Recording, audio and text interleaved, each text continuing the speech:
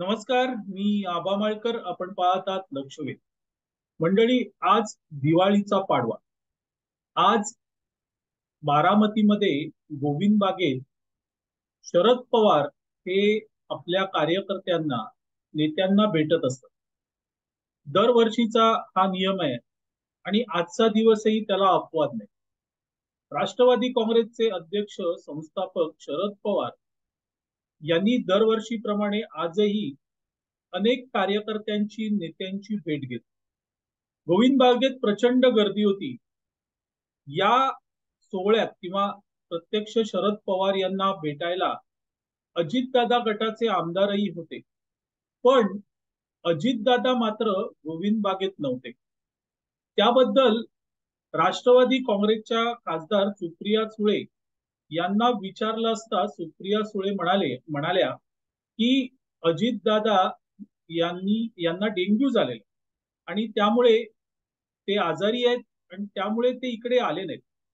पण मित्रांनो, सुप्रियाताई असं म्हणाल्या आणि काही वेळातच अजितदादांचा एक फोटो व्हायरल झाला.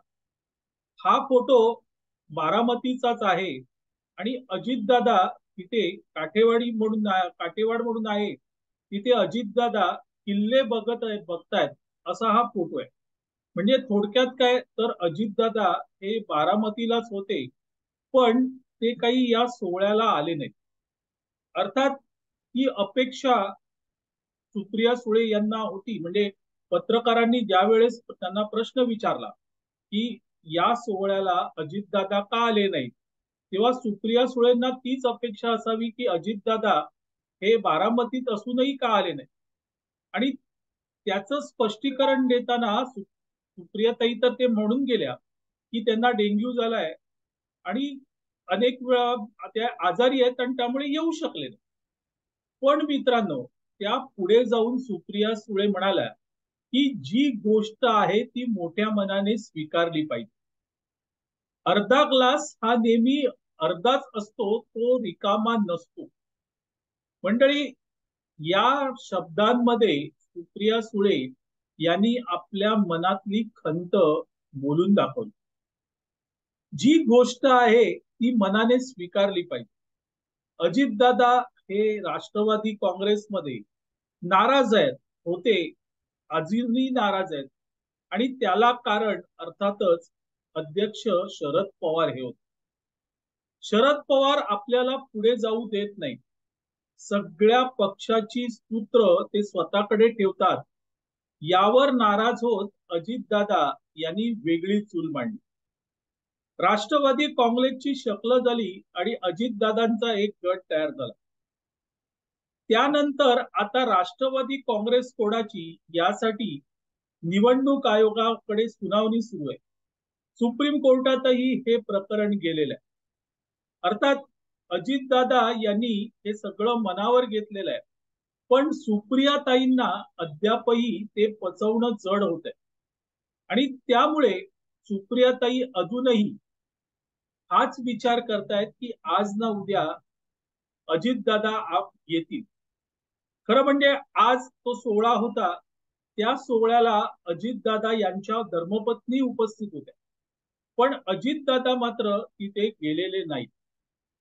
ही खंत बोलताना सुप्रिया सुळे म्हणाल्या की ग्लास अर्धा भरलेला आहे किंवा अर्धा रिकामी आहे, पण तो रिकामी नाहीये तर तो अर्धा भरलेला. याचा अर्थ काय मित्रांनो? तर याचा अर्थ स्पष्ट आहे की आज राष्ट्रवादी काँग्रेसची जी अवस्था झालेली आहे ती अवस्था या रिकाम्या ग्लासासारखी झाली. तो ग्लास कधी काळी पूर्ण भरलेला होता.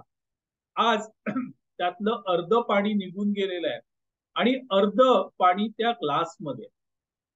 आता खरी जबाबदारी ही सुप्रिया सुळे यांच्यावर आहे की तो ग्लास पूर्ण कसा भरला जाईल आणि त्यासाठी सुप्रियाताई प्रयत्न करतायत, नाही असं नाहीये, पण त्यांचे हे प्रयत्न तोकडे आहेत हे त्यांनाही उमजलेलं आहे, त्यांनाही कळतंय आणि त्यामुळे मित्रांनो ते तो ग्लास अर्धा भरलेला आहे यातच समाधान मानायचं बघताय.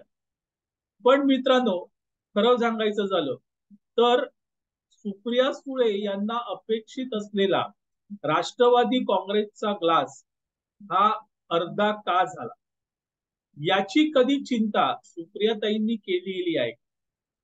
मंडळी, ज्या वेळेस सुप्रियाताई आणि अजितदादा हे एकाच पक्षात होते आणि शरद पवार हे त्यांच्या कृतीतून अजितदादांना दुखवण्याचा प्रयत्न करत होते, त्यावेळेस सुप्रियाताई या नेमक्या कोणाच्या बाजूने उभ्या होत्या? त्यावेळेस सुप्रियाताईंनी आपल्या वडिलांना सांगितलं नाही का की बाबा तुम्ही हे चुकताय? नाही सांगितलं. पहाटेच्या शपथविधीबाबत आपण बराच वेळा ऐकलंय. तो शपथविधी का झाला, कोणामुळे झाला?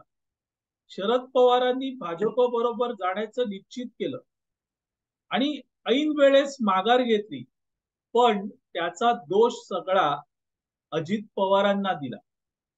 त्यानंतरही अनेक असे प्रसंग आले की ज्या वेळेस अजितदादांना बळीचा बकरा बनवण्यात आला. अजितदादांबद्दल पक्षामध्ये एक प्रकारची नाराजी कशी निर्माण होईल याची व्यवस्था करण्यात आली. आणि हे काय होतं, तर हे निश्चितच अजितदादांचं राजकीय खच्चीकरण होत. आणि ते राजकीय खच्चीकरण कशासाठी? मित्रांनो, कदाचित सुप्रियाताईंना हे माहीत नसावं, पण जे राजकीय निरीक्षक आहेत, अगदी सर्वसामान्य जनता आहे, त्यांनाही हे कळत होतं की पवार हे अजितदादांचं राजकीय खच्चीकरण करतायत, ते केवळ आणि केवळ आपली लेक सुप्रियाताई यांना पुढे आणण्यासाठी, त्यांच्या पुढे कोणी जाऊ नये यासाठी ते होतं.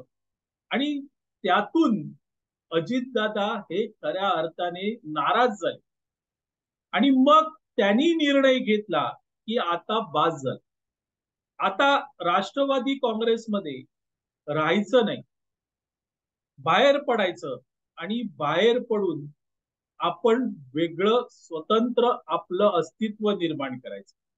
आणि त्याप्रमाणे अजितदादा बाहेर पडले. अजितदादा बाहेर पडल्यावर सुप्रियाताई या देखील त्यांच्यावर टीका टिप्पणी करत होते. शरद पवार तर करत होतेच, रोहित पवार तर करत होतेच, पण सुप्रियाताई देखील टीका टिप्पणी करत होत्या, त्यांना दोष देत होत्या. मग कधी पवारांच्या बाजूने भावनिक आवाहन करताना टीकेचे लक्ष हे अजितदादा होतो आणि अजितदादा यांच्याबद्दल राष्ट्रवादी काँग्रेसच्या मतदारांमध्ये, जनतेमध्ये नाराजी कशी निर्माण होईल याचे प्रयत्न खुद्द सुप्रियाताईच करत होत्या. आणि आज त्यामुळेच मित्रांनो, सुप्रियाताई यांचा ग्लास हा अर्धा रिकामी झालेला.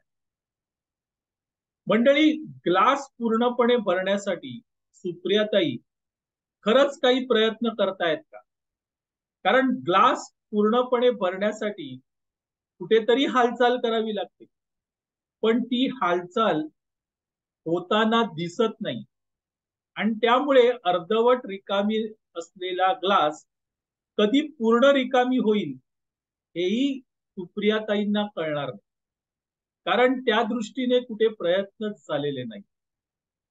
नुकत्याच झालेल्या ग्रामपंचायत निवडणुकीमध्ये त्या ग्लासमधलं बरचसं पाणी अजितदादांकडून कडे निघून गेलं. अजितदादांनी ते पाणी घेतलं. आता उरलेलं पाणी विधानसभा आणि लोकसभा निवडणुकीत निघून जाईल. मग अशा वेळेस सुप्रियाताई काय म्हणणार? की रिकामी ग्लासावर समाधान मानणार?